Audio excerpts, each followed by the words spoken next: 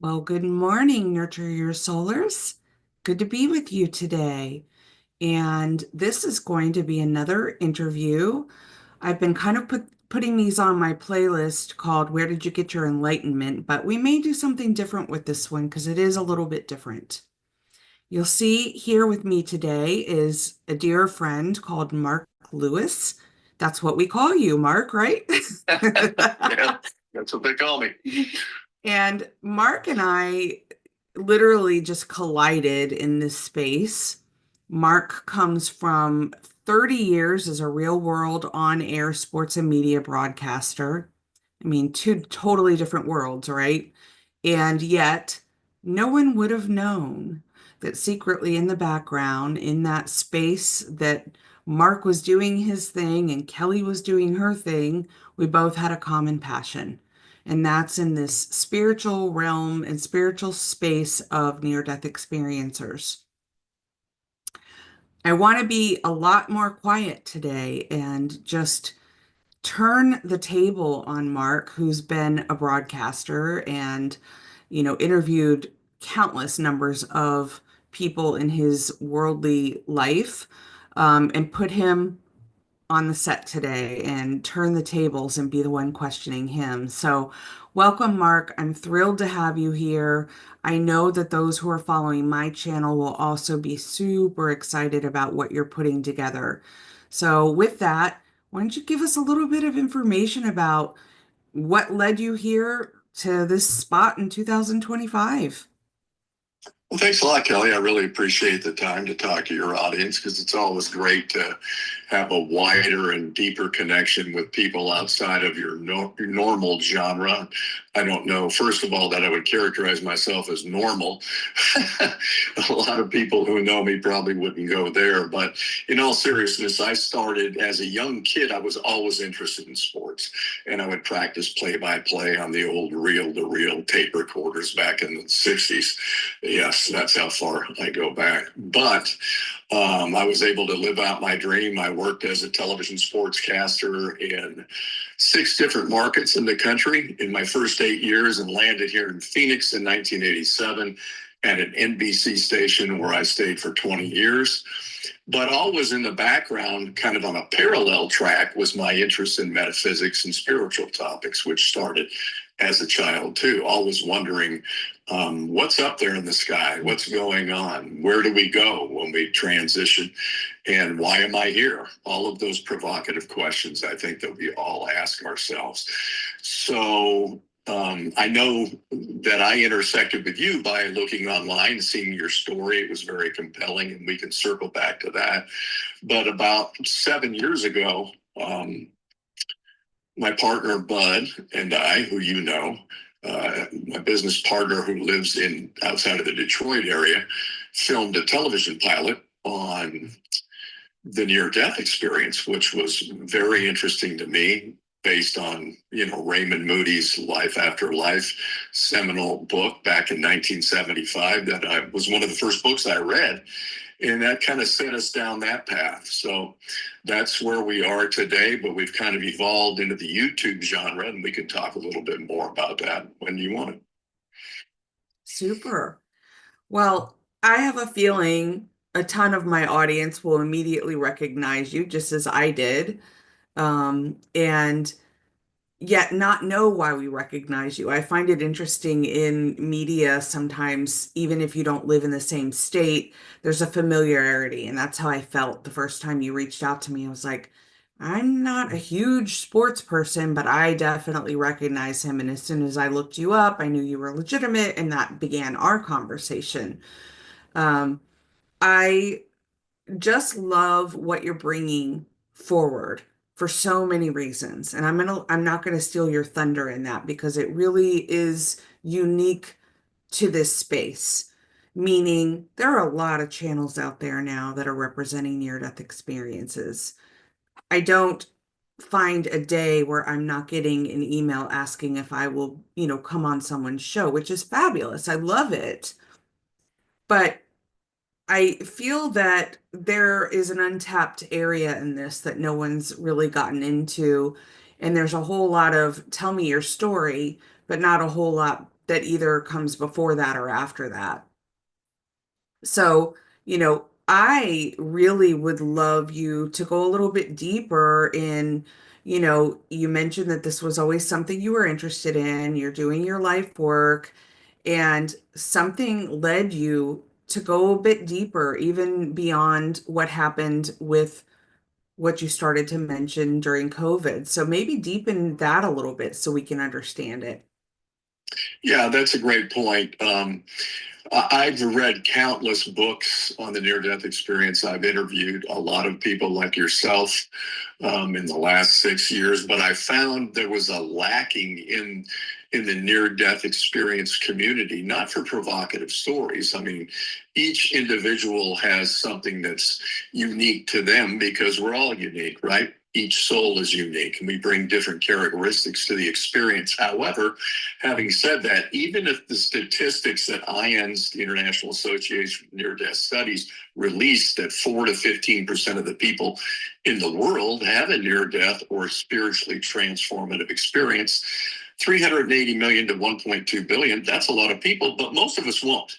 Most of us won't have that experience. We don't have the tactile experience that you went through, the voyage that you went through, specifically in your case, suicide, anxiety, depression, coming back, finding that that path was not wrong. It led you to where you are today. But we want to develop on Near Death Network a primer based on your collective experiences as a body, the people who are experiencers, right? For the rest of us who are never going to have these experiences, what are the tangible steps that we can all take in our lives to live more joyously and navigate through life better? So that's our intent. And I'm not saying that we're the only ones that are doing that. However, what is the takeaway? Just like you're saying to me, what is the takeaway? What's unique? I think that's where we're going to be unique. And finally, I, if you will, came out of the closet, announced to everyone in my space who didn't know that I had this predisposition for these topics, that now I'm totally full in. I'm all in. And I think a lot of men, this space is dominated by females traditionally because women are more empathic. Men don't give themselves license to even talk about these experiences. But I think that's changing now. And perhaps with somebody as linear as me, with a background as a sportscaster, can articulate some of the idiosyncrasies of the experience that would be salient for them going forward for men, but the entire audience. But that's kind of everything in a nutshell, as they say. Love that. Love that. And I agree with you. I think I shared with you that I've had followers on my particular channel that have been following me for well over 10 years now that still feel self-conscious to comment on my posts. They'll private message me, they'll ask me a question about one of my sharings, but they are still really cautious about their outside friends and family knowing that this is a passion for them.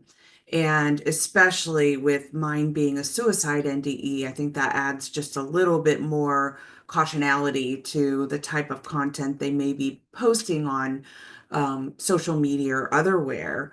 I think that having platforms where people can start to feel comfortable in this space, because you said it the other day when we were talking, we are all going to die. Our disregard for facing that until it comes literally in our space, right? Someone we love is dying, or someone we know is in the process of dying, whatever it is that brings someone's interest to this level of affairs is, I think, important to speak to. And it should be everyone, not just people who are comfortable to speak to it. So I love that you've come out of the closet and that you're sharing more openly of your heart. You truly are a light ambassador. And I think that that takes a lot of courage as a male in that industry specifically. But you and I even talked about this the other day about how I suspect you'll be more surprised to see how many men are actually interested in it and just don't know who they can talk to about it. So I think you're creating a platform for people to expand, which is why I wanted to have you on my channel. If you can reach someone who's been unwilling to maybe expose themselves in this area a little bit more and open themselves up, I think that's incredible. So you've had some obvious engagements in your interviewing people already in this space and starting to tap into some of these um, others' journeys, and I would love to hear a few of your favorites or some quotes of statistics. You already gave a few that are incredible, and I, with you, also am blown away at the statistics. So maybe talk a little bit about some of your favorite interviews to date and some of those statistical gatherings you've gotten. Well, just from a statistical standpoint, to go back to that 4 to 15% that Ians quotes as near death and or spiritually transformative experiences, that's just people who report. And as you alluded to, typically men are more reluctant to report because they don't want to be characterized as woo-woo or crazy or whacked. So they opt not to even be recorded, or they just keep quiet. But I think that scene is changing now. Two people who who come to mind, who've been with me on this journey, on this particular sojourn with this project since we started about 6 or 7 years ago, are Dr. Jeff O'Driscoll and Jeff Olson. We call them Jeff Squared because they're two wonderful people. And Jeff's near death experience, real quickly, was in the late 90s. He was driving back from southern Utah, believes he briefly fell asleep at the wheel. When he woke up, he was trying to right the vehicle. His infant child and his wife transitioned. His son Spencer lived. He couldn't talk about this for 10 years, he said, and that's a reintegration period that you're familiar with and NDEers who are experiencers go through. But to step back, when he was brought into the trauma center in Salt Lake City, the overseeing doctor of the trauma center was Dr. Jeff O'Driscoll. And his charge nurse came up to him and said, "You need to come down here. She's here." And he said, "Who?" And she said, "His wife." So his wife and he had shared spiritually transformative experiences, but you got to understand, these are clinicians. They can't talk openly and freely all the time because they'll be judged as nonlinear, and they won't have the respect of their constituency from their perspectives. So he went down and he interacted with Jeff's deceased wife, and she told him, "Thank you very much for taking care of my husband.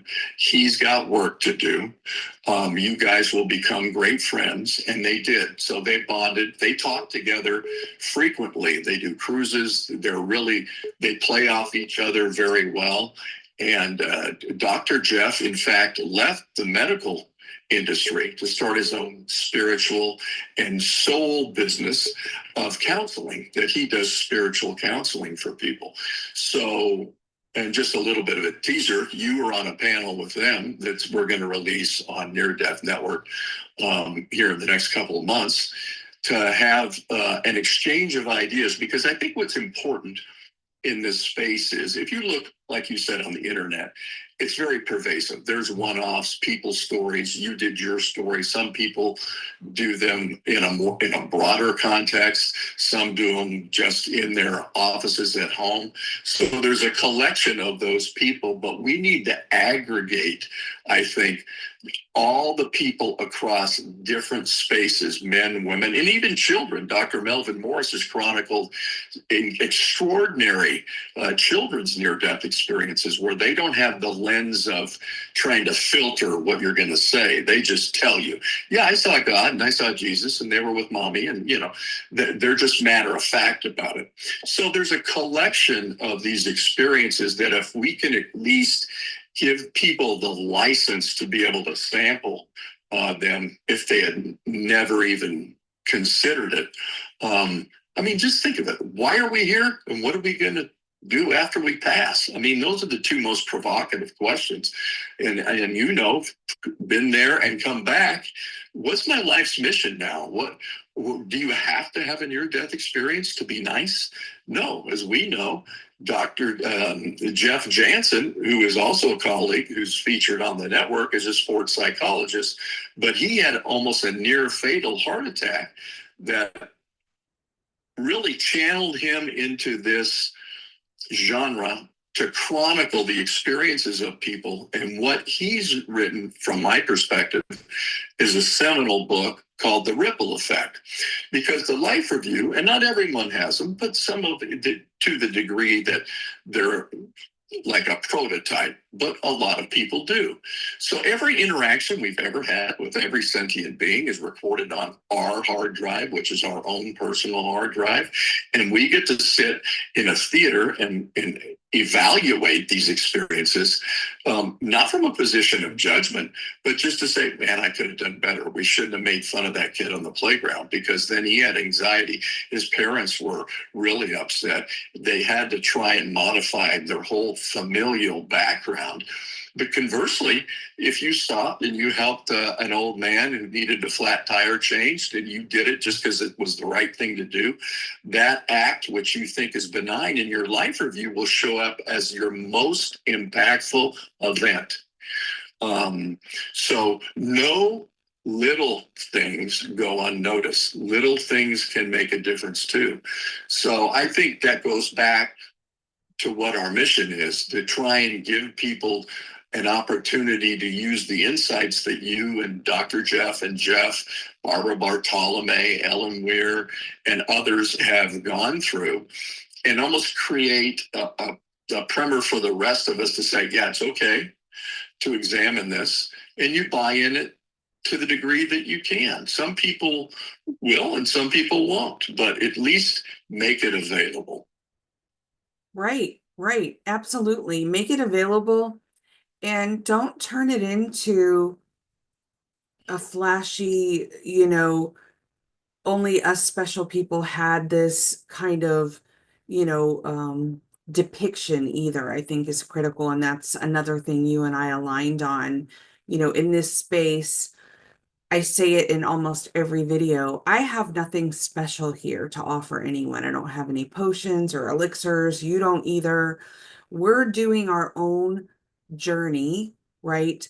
We are doing our own spiritual work, but we're finding ways, as Alan Watts said, to walk each other home in this space of the unknown, the unfamiliar. And although there are folks like us who have had these seemingly exceptional experiences, I, in my own near-death experience, was shown that each of us will get that glimpse, even if it's in our last breath, right? So I love all of this for so many reasons, but I think one of them that I also love is being able to say this journey is not for the faint of heart. It's not easy. There are some trudges that we walk through. And when I say we, I'm talking about the collective, not just Mm-hmm. those of us who have had profound experiences. So I would love to hear your thoughts on if you've had that yet. It's still pretty new launching this.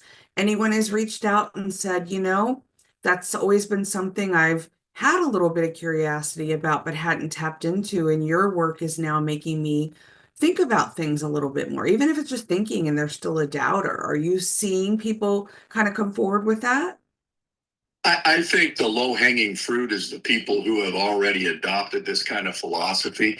They're the only ones who have really reached out. And I think men as a group were a little bit more hardened to what society's predisposition of what we should be and how we articulate feelings, right? Some of us are able to do it a little bit easier than others. So, circling back to what you said at the outset, it's my hope that people who perhaps were reluctant but knew me as a credible broadcaster will give me an opportunity to articulate your story and many like it to be able to examine this and then be more circumspect as they live.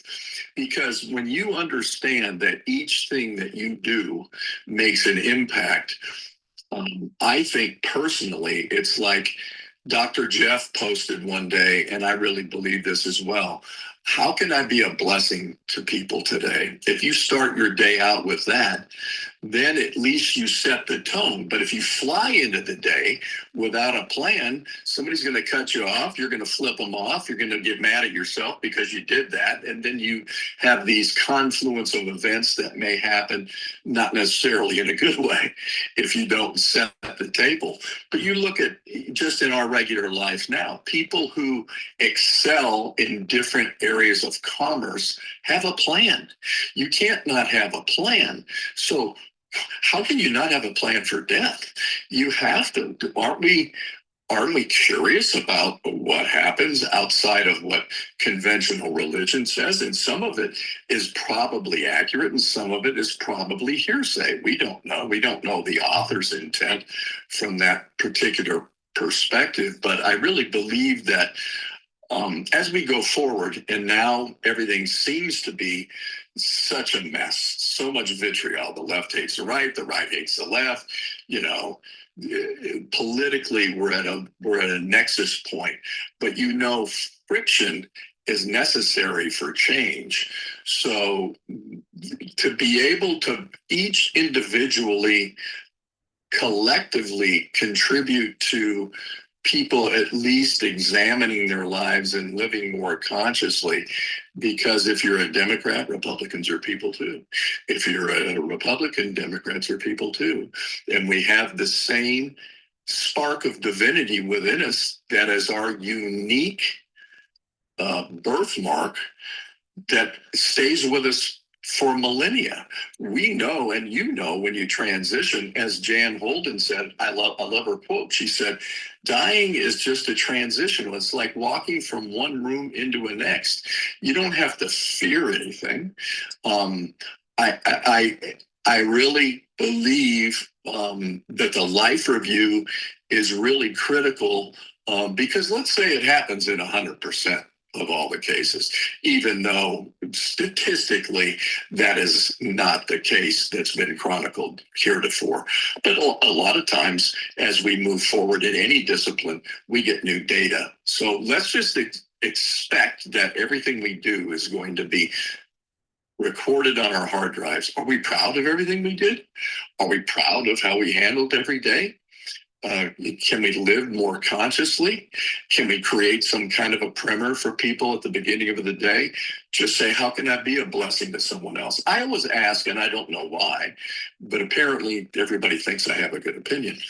I say, do as I say, not as I do.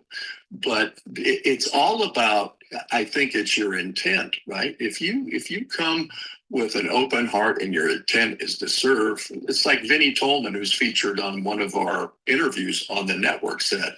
I said, Vinnie, what the hell do you do when somebody cuts you off in traffic? You're having a bad day, you flip them off, then you're mad at yourself. And he goes, I look at that driver who cut me off and say, Vinnie's having a bad day. Because we're all cut from the same cloth, right? So to be able to have empathy and still have accountability, you don't let people run roughshod over you. But I think you attract those people into your experience by the way you convey yourself when you hit the pavement and go out for the day. Absolutely. Absolutely. I love that. And another thing Mark said to me while we were prepping for this interview was profound to me. And I really have sat with this the last few days, Mark, and it touched me because again, we're all coming into this with our own lens, right? So each person or each aspect here in this game of life, if you will, that we seem to engage with brings bits and information, and I call them coins from heaven that just seem to drop into our laps. You brought one to me the other day that I loved, which is if we did our life review in every second, right? If we did our life review like we're on the Truman Show, right? That we could say, okay, pause, cut. I need to look at that, right? for those who haven't seen The Truman Show, I mean, honestly, I love that movie, but if we could pause, just like you said, with that driver that cut us off and find compassion and empathy in that moment, there's no reverberating energy of that that gets cascaded not only into our experience now, but possibly their experience. And that person that cut you off, just like you're going, gosh, I wish I hadn't lost my temper and flipped him off back, is possibly also in their car going, gosh, I wish I hadn't got so angry and wasn't driving so aggressively. We just never know what's going on in each other's worlds.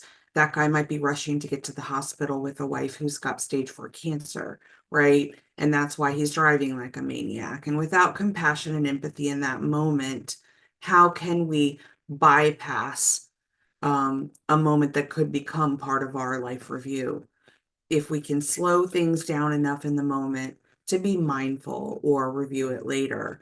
So that makes me want to deepen on that question a little bit with you, just as a humanoid doing this experience like the rest of us.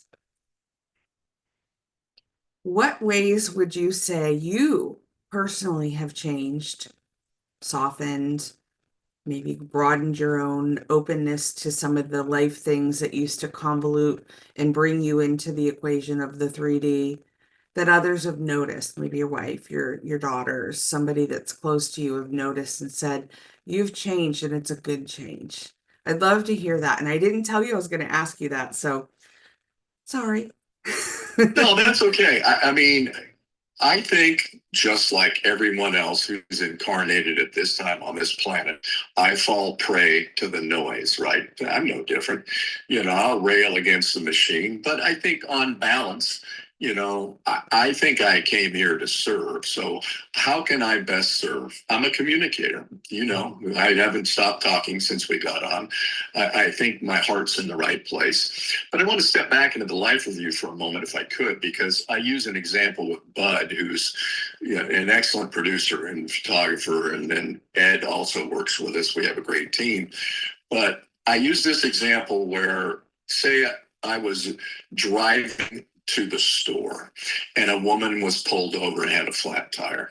And I stopped because I was always taught that it's the right thing to do to help people out. I stopped, I changed her tire, and she tells me she had had a horrible day. Her husband had just died of terminal cancer, and she was considering taking her own life. But because of my act of kindness, she was now able to go and live the rest of her life boldly. She founds a 501c3 that helps whatever population on the earth is here that she feels compelled to serve. And she makes a difference in thousands of lives by that one act, because it was important. We don't know when that one act is. So it's always important to keep that in mind. Do we fail? Absolutely. That's part of duality. That's why we're here, right? Good, bad, yin, yang. But if we can get above that as frequency and vibration increase on the planet, then we can perhaps just lead by example, because everybody talks a good game. What are you doing when no one looks, right? So I think you have to live, you have to walk your walk. And I hear this, and you know this, I hear this in near-death circles all the time, excuse me. It's all about love. That's all it is. Love is the nexus point of everything. And I don't disagree with that. However, on this plane of existence, how do I translate that broad, generic statement that, although accurate, may be hard for people to implement with their neighbor that they can't stand, who's throwing stuff over their fence and they want to go over and headbutt him, right? How do we see that individual as the same as us? And therein lies the challenge, right? But if you take the body of work of what you've done and what Dr. Jeff is doing and what Jeff is doing and so many other experiencers, and then people like us on the periphery, excuse me, I think that collectively we can present a compelling case for just being there to serve. I always tell my friends, listen, if you're having a bad day, help someone else out. Suspend your own thoughts for a second. That doesn't mean you give up on your plan and what you're trying to work out in your life. Someone always needs help. Someone could be lifted up. It could be just as much as a smile. It could be acknowledging somebody at the mailbox who nobody's talked to for months, who's having a problem with their only daughter who doesn't speak to him anymore. I mean, and then that sets in motion this positive spin rather than contributing to the negative spin. I mean, I was in the media, so I sat around those editorial tables, and albeit I was in sports, there was an apparent bias in the media towards a certain political leaning. Um, but in my era, journalism was about who, what, when, where, and why. Now it's driven by opinions. So, but you know what they say about opinions? Everyone's got one. Yeah. And they get a little bit more graphic, but we'll be mindful of your audience here. So I think it boils down to what can I do as an individual with this collection of information to present it to the constituency that's not you, but that's troubled, that's having a problem with a relative, that's estranged from their father or a husband, or has issues at work. How can, based on your collective wisdom that you all as experiencers, who are really the pioneers of consciousness, right? Because you've gone to the other side, you've come back, and you said, I'm not afraid of dying, I don't want to go yet. However, I know it's better and it's a different state, right? But you're back here for a reason, to make an impact, which you have. And I think you do a wonderful job of articulating that. And so I think it takes a village. I think we all have independent talents that, again, aggregately can serve people who want a reason to believe, right? They want to adopt, yes, consciousness doesn't end at death. Most people, and I think the near-death experiencer collection of people like yourself is different. However, most people, when you get down to death's door, then, as they say, you get God, right? I got God. Oh, God, please don't let me go. I want to see my daughter's daughter grow up to be 15 or whatever. And then you barter, right? But you don't know you have a stake in the game. You don't know that you can put your chips in. You can divert the way that you lived your life up until that point. You can make a change. There's always a chance to change. But the good news is you don't have to fear death, right? It's a transition. Yeah. Yeah. And I think that speaks a little bit to an analogy I like to use when I'm talking to clients, which is it's the monster under the bed we're afraid to look at, right? We all had that as a 3-year-old or, however young you remember it being. I don't know, very few humans who haven't reported they used to run and jump in their bed afraid something under there was going to grab their feet, right? And most of our parents would go, there's nothing under here, honey, or leave the nightlight on or whatever. And I analogize that that's death. We walk through it knowing it's going to come at some stage, but as long as I run fast enough and jump into that bed quick enough, I don't have to look at it until it's right here. And yet, aging goes faster than we anticipated.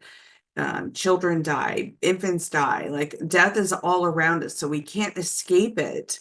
Why not just climb under the bed with the monster and have a conversation, right? And then it no longer eludes you. It doesn't become that thing in the shadows. It becomes something we're engaging with. And I think that's what you're setting up is a really nice space for people to feel comfortable to come in and not just look at statistics and hear other people's NDE experiences, but start to ask what changed them and what do they implement now? And what did they bring back as messages from the other side that can help guide us? I mean, we've had beautiful folks who have gone over and learned about music and learned about, art and learned about the Bible and what it's supposed to mean and all of these collective things. These are all fascinating. They shouldn't, in my mind, be things we're afraid of. I didn't have my NDE till I was 38. So I lived 38 years without what I now know. And I was a victim my whole life. Like everything was happening to me. And now I see it all as happening for me. So you're shifting too in your expression of engaging with people in this way. What do you see the near death network doing that even goes deeper here? What do you see it becoming? Well, beyond what we already covered, which is the primer for people to go forward, almost like a workbook that you could implement with some of the greatest insights from a collection of folks like you. I want to talk to all the sports figures that I've known over the years that are willing to come on and discuss it. It doesn't have to, you don't have to adopt my attitude. You don't have to adopt anything. But I think, guys like Charles Barkley and Bill Cartwright, who I went to high school with and grew up, and he has 5 championship rings, and people in the political arena, people who are newsmakers, because we're all going to die, right? So I would hope that people would be amenable to talk about this and have some fun with it. It doesn't have to be so serious, right? A lot of the insights that you and others bring back are comedic, even though it's a very serious topic, but Right. you don't think there's comedy on the other side? I mean, I think people have this macabre thought of, oh, shit, excuse my language, I'm going to be really judged when I get over there. I'm not going to go to the good place. I'm going to go to the bad place. But we've had evangelicals like Howard Storm, who was a pastor and went. And yes, their perception of what hellfire and damnation was lived out, but they extricated themselves from it. It's just a temporary, transitory state that you thought that's where you were going to go. But once you realized that that was not real, then you were able to extricate yourself from it and see that life is beautiful. Life is fueled by love. And the fact that we can do things for other people and get insights, I think, like I said, from a whole bevy of individuals to see their perceptions on things. If you're evangelical, I have no problem talking about your beliefs because it doesn't color my beliefs, but I'm interested in what you think about this and why you think it's going to happen. I think if we have those honest dialogues with people and then don't get judgmental about it, then I think we can begin to make the new path. The pioneers are always crucified in every discipline. The people who come out first are the ones who take the biggest hits, right? So some of these doctors like Bruce Grayson, Kenneth Ring, Raymond Moody, people who are just the pioneers in courage in this space with great books, I mean, tremendous information, have put their reputations on the line academically and professionally. Dr. Jeff O'Driscoll, same thing. For him to finally make that leap out of total medicine into, like you say, restoring people's souls, now it's his passion. But like he said, he's had these experiences ever since he was a kid. So he can't not acknowledge them. And we've all had these. I know my one poignant memory of being in college. I was in Portland, Oregon, and I had befriended a guy who I went down to the local football field to kick. I was a kicker in college. So when I went back to Chico, I punted my senior year, but I went down there every night. I met this guy. We went and partied like you did in the 70s. We were doing all types of substances. And then I had to drive home from his house. And I was in no position to drive. And I'm not advocating that. However, I heard my guide, and I feel bad for my guide. They got a lot of work. They go, oh, hell, he's not going out again, is he? So to get me home, literally, I heard a voice in my head say, slow down to 25 miles an hour. You're going to come up on a mile, because I didn't know where I was. You come up in a mile, you take a right. You're going to go 6 blocks and I'll help you. And when we get there, you're going to turn left and you're the 4th house on the left. I recall that just as vividly today as I did when it happened there. And people were going to say, well, you were under the influence. but I had the clarity to follow the messaging. And whomever it was, I'm grateful because I was in no position to be behind the wheel of an automobile. Love that. Yeah, I mean, so much goodness here. Like we could go on for hours, but I love a lot of things about you, Mark Lewis.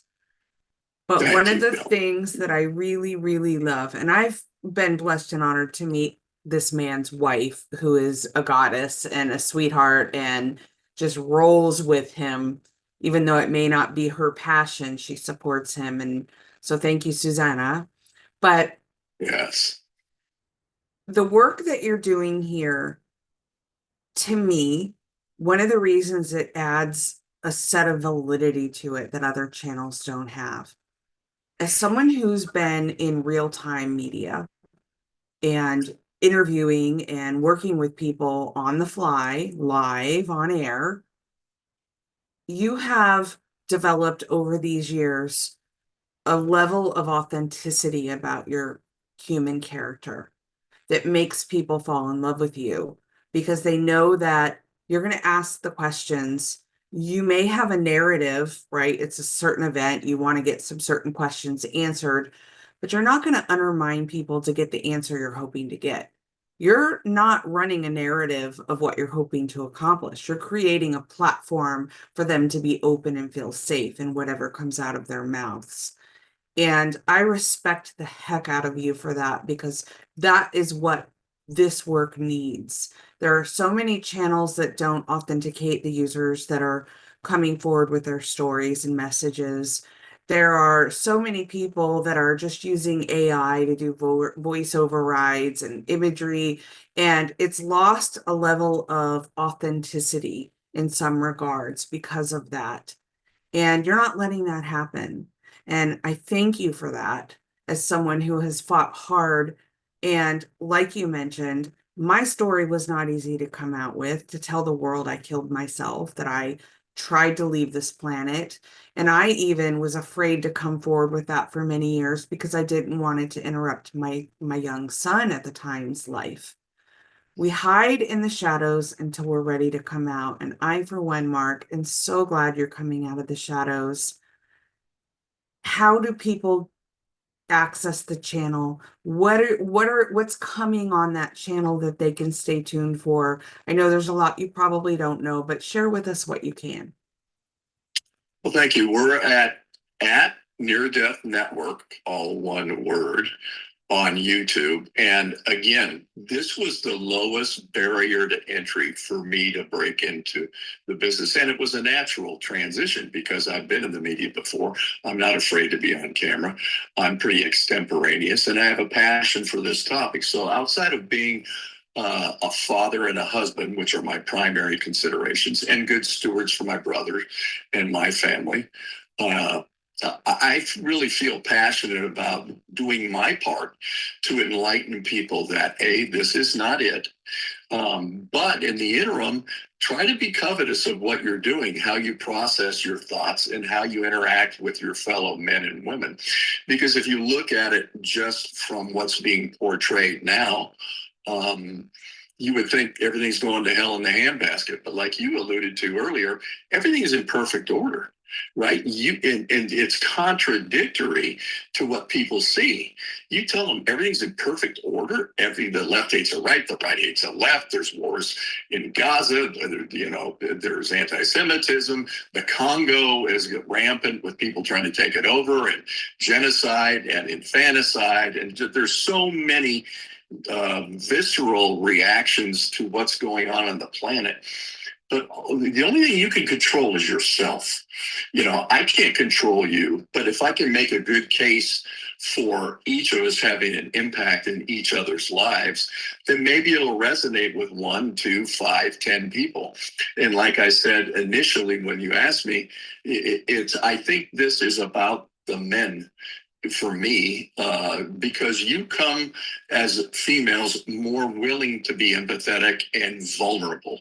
Men don't, and it's changing, but men don't see the opportunity of vulnerability as a strength, right? Because they've always been told it's not a strength. Right. Real men don't cry. You suck it up, man. Get after it. Well, that's true to a degree. You don't sit around and whine all day long, but I can cry and I can have empathy for people just like the next person. So it's not exclusive to men, but I think it's important for someone who is in a type A kind of market segment for many years as a sportscaster. I mean, I was in the World Series locker room when we beat the Yankees in 2001. That's when 9/11 happened. That was the first ever World Series to go into November because they suspended the start of it based on 9/11. So the historic implications of something like that aren't lost on me. I was I was blessed to be able to be a part of that. So I've had an extraordinary life in sports, met Muhammad Ali, Sugar Ray Leonard, countless others who may not even have the notoriety that people are accustomed to. Met great people, but there's great people in every walk of life. So before we openly condemn someone because we think their beliefs don't square with us, try to have a conversation. Try to make good points that make sense. And you've been over there, so that's the difference. Now science and the clinicians are and academicians are backing up what you as an experiencer and your community has experienced for so long. I mean, people have said, yeah, well, give me some hard, tangible evidence and then I'll believe it. Well, now there's great studies that are being done by a wide variety of clinical individuals that, like Barbara Bartolome, who was on the panel with you, when she coded on the table because they flipped her upside down, the dye went into her brain, she was above that emergency room where the surgery was being performed and everybody was out of control. She was able to verbatim recall what everyone said at that time. How could she have done that if consciousness doesn't transcend what we accept as physical death? Because she saw the line go across and she said, oh, I think I'm dead. I just flatlined. And then she was up there on the ceiling watching all this. And when she came back and recounted it to her doctor, at the time he was, I can't even deal with this, right? I can't deal with it. It's too much. Right. So I think we have to, first of all, be empathetic with the clinical people because they're dealing with the physicality, right? They're trying to make sure that the machine works well, but they don't necessarily deal with the real component that we know is the genesis of who we are at our core, which is our soul. And we have all the characteristics and requisite abilities to confer ourselves successfully on this plane of existence. We've got it all here. We were given it. I mean, that's the gift and that's the ancient parable, and I'll butcher it. But, when they went looking for their soul, they never looked inside. They looked out, they looked under a rock, they looked on a mountaintop. It was always within, right? So if we can just uniformly, not just on this network, Near Death Network, a lot of people are doing great work. If we can collectively raise the vibration of the planet, then I think it's a job well done. Agreed. Agreed. And I don't ever want to begrudge other channels for what they're doing. Please know that's not my intention at all. There are a lot of really legitimate channels out there, but there are also some that are creeping in, like everything with AI, to get their space and whatever their agenda is. I also see that being necessary, right? I see everything being necessary in the divine plan. So I want to, tie that loop a little prettier than the way I left it. But I also want to make sure that I really speak to the legitimization of what you're doing as a human being with your team. Because again, I think God, the universe, love, whatever you call this grand scheme of all of this, is is requiring a level of authenticity for it to be heard and reached across a broader scape of beings. And I do believe that that authenticity will spiral this into something that reaches the right echoes where they're supposed to be reached. The person who needed to hear it today hears it. It comes into their YouTube channel. They don't know why. They are forwarded one of these videos that says, okay, I really need to just sit down with a cup of tea and hear this today. And each of us probably can equate to a story where that happened for us at some stage or another. And so, like everything, I think this is just divine timing. I am thrilled to be a part of what you're building. And again, wanted to bring you on my channel because the followers from Nurture Your Soul are passionate about this space. I hope each of you goes, follows, likes, and subscribes Near Death Network. You know, Mark and his team will continue to bring things together here. But I also want to plant a seed.